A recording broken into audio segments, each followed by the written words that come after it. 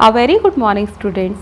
Today we are going to start a new lesson, chapter number 5, Fundamental Rights and Duties. In this lesson, we are going to learn about meaning of the fundamental rights, the different fundamental rights, our fundamental duties.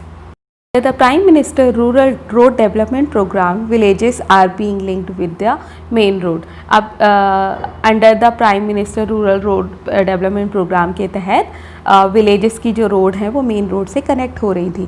The engineer has started the work of linking the road of the Nipania village with the main road. अब engineer ने अपना काम start कर दिया था कि Nipania village की जो रोड थी उनको मेन रोड से कनेक्ट करना था. Saturday was fixed as a day to distribute the wages to the labours. अब सैटरडे फिक्स हो गया था कि सैटरडे को लेबर्स की वेजेस डिस्ट्रीब्यूट करना है या उनको सैलरी देना है. Therefore, on Saturday by 10 AM, the male and female laborers started gathering at the panchayat building.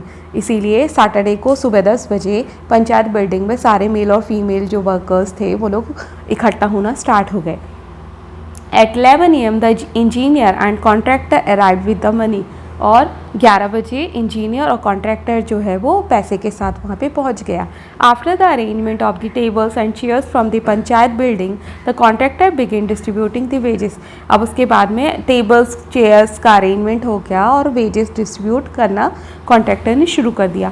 First ही distributed the full wages to the male labours. अब उसने क्या किया कि जो मेल लेबर्स थे, मजदूर थे, उनको तो पूरी सैलरी दे दी. Then he called out the names of the female labours and started giving them half the wages than male laborers.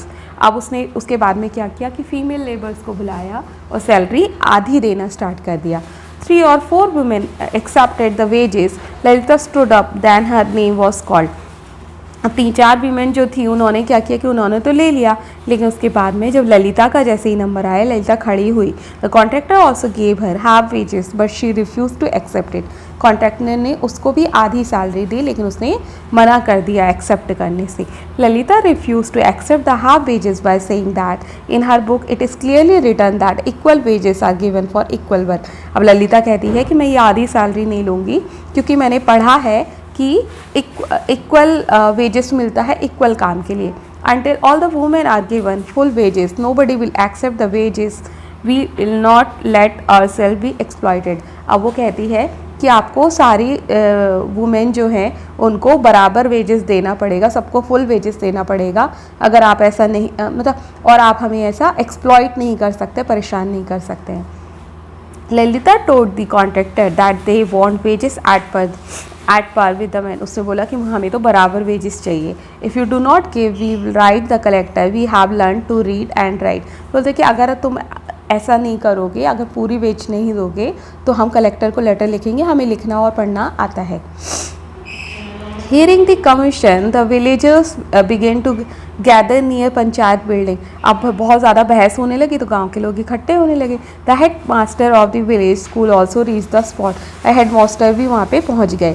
He said to the contractor that Lalita is right. अब head master ने कहा कि ललिता बिल्कुल सही बात कह रही है. This village is literate now. अब ये जो गाँव है वो पढ़ा लिखा है. The women are aware of their rights. और यहाँ की जो वुमेन हैं, औरतें हैं, उनको अपने राइट्स के बारे में पता है. Don't exploit them. आप उनको एक्सप्लॉइट मत करो, परेशान मत करो. After realising this situation the contractor agreed to pay equal wages to the women labours as man.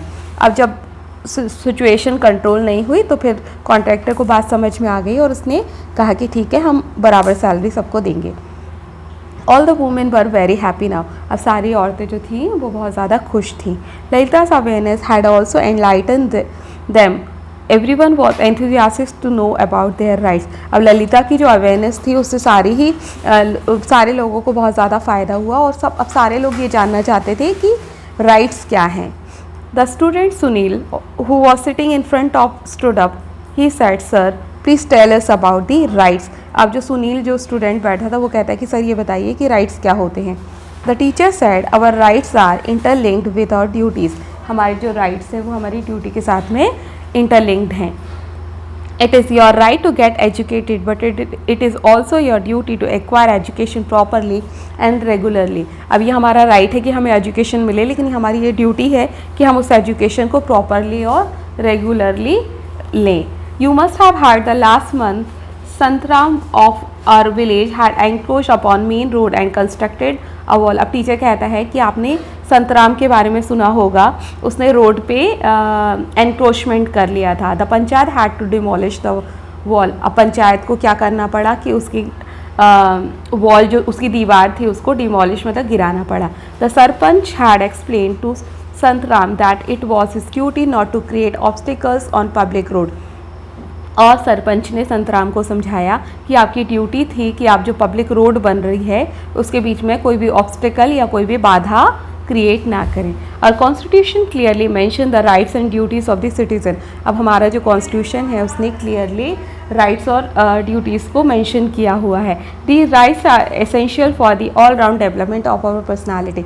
और ये जो राइट है वो हमारी ओवरऑल पर्सनालिटी के लिए बहुत ज़्यादा एसेंशियल है। Let us learn about the our rights and duties.